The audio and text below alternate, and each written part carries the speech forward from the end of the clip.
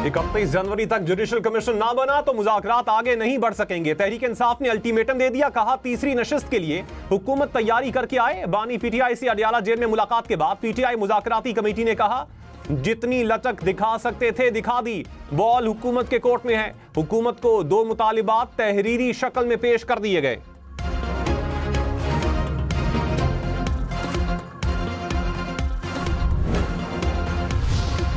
इन्होंने कहा था कि ये एब्सोल्युटली नॉट और गुलामी नामंजूर, अब एब्सोल्युटली यस हो चुका है। कोई ऐसी बात नहीं है कि किसी स्टेज के ऊपर हुकूमत को इनके मुतल्लिक या किसी और के मुतल्लिक कुछ कहा गया हो कि उसको रिलीफ दी जाए। किराए की जगह पे वो कमरा लेके उसमें एक ड्रामा रचा रहे हैं कि ये कांग्रेस की हेयरिंग जो है पाकिस्तान के मामला पे शुरू हो।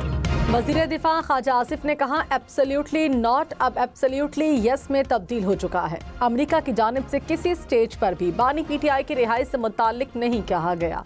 पीटीआई वाले अमेरिकी कांग्रेस की समातों का जाली ड्रामा बनाकर पेश कर रहे हैं। उम्मीद है 190 मिलियन पाउंड का फैसला हक़ाइक़ की बुनियाद पर सुनाया जाएगा। जब बरतानिया क्राइम एजेंसी को पता चला कि रकूम हुकूमत के अकाउंट में नहीं गई तो मुल्क की बदनामी हुई। ये ओपन और शट केस है, इसमें तो गल मुक गई है।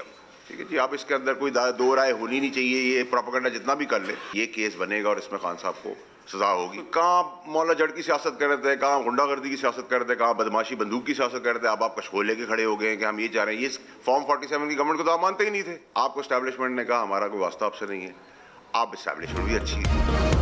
सेनेटर फैसल वाडा ने दावा किया कि 190 मिलियन पाउंड केस में बानी पीटीआई को सजा होगी। मकबूलियत का मतलब कानून से बालातर होना नहीं। कहा पीटीआई एस्टैब्लिशमेंट से बात करने के लिए तड़प रही है। पहले मौला जट बने थे, अब कशकोल लेकर भीख मांग रहे हैं। पहले हुकूमत को फॉर्म 47 की करार देते थे, अब इसको तस्लीम कर रहे हैं। कहा 20 जनवरी को पीटीआई को मायूसी होगी। ट्रंप का इंतजार छोड़ दें, ट्रंप कार्ड नहीं चलेगा। आर्मी चीफ की बैकडोर डिप्लोमेसी के तहत चंद हफ्तों में आलमी हवाएं पाकिस्तान के हक में होने वाली हैं।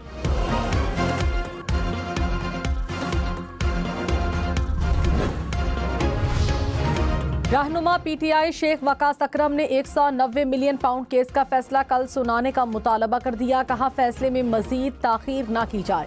पैसा बानी पीटीआई या बुशरा बीबी के अकाउंट में नहीं आया। नैब गवाहों ने भी तस्लीम किया कि बानी और बुशरा बीबी ने जाती फायदा नहीं उठाया। तवक्को है 190 मिलियन पाउंड केस में दोनों की रिहाई होगी। लोअर कुरम में बंकर्स गिराने का काम ताहाल शुरू ना हो सका। डिप्टी कमिश्नर का मुतल्लिका इदारों को बंकर्स गिराने का हुक्म। इब्तदाई तौर पर दोनों फरीकैन के एक गांव से मोर्चे खत्म किए जाएंगे। बंकर गिराने की निगरानी सरकारी टीम करेगी। अपर कुरम में ग़िज़ाई अशिया रद्वियात पहुंचा दी गई। इस्लामाबाद में लड़कियों की तालीम के हवाले से 2 रोज़ा आलमी कॉन्फ्रेंस। लड़कियों की तालीम को कौमी तरजीहात में शामिल करने पर जोर। लड़कियों को तालीमी मौक़े की फराहमी के लिए वज़ाइफ देने की तजवीज़। कॉन्फ्रेंस का एलामिया जारी। शुरका ने कहा लड़कियों की तालीम अहम माशरती ज़रूरत है।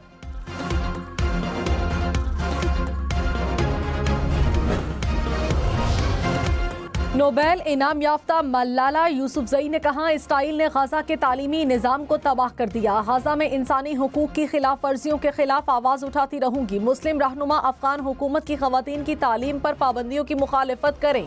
इस्लामाबाद में आलमी कॉन्फ्रेंस से खिताब में आलमी रहनुमाओं से खवातीन की तालीम के फ़रोग के लिए किरदार अदा करने पर जोर। मुस्लिम वर्ल्ड लीग की जानिब से मलाला यूसुफजई को एजाज़ी शील्ड दी गई।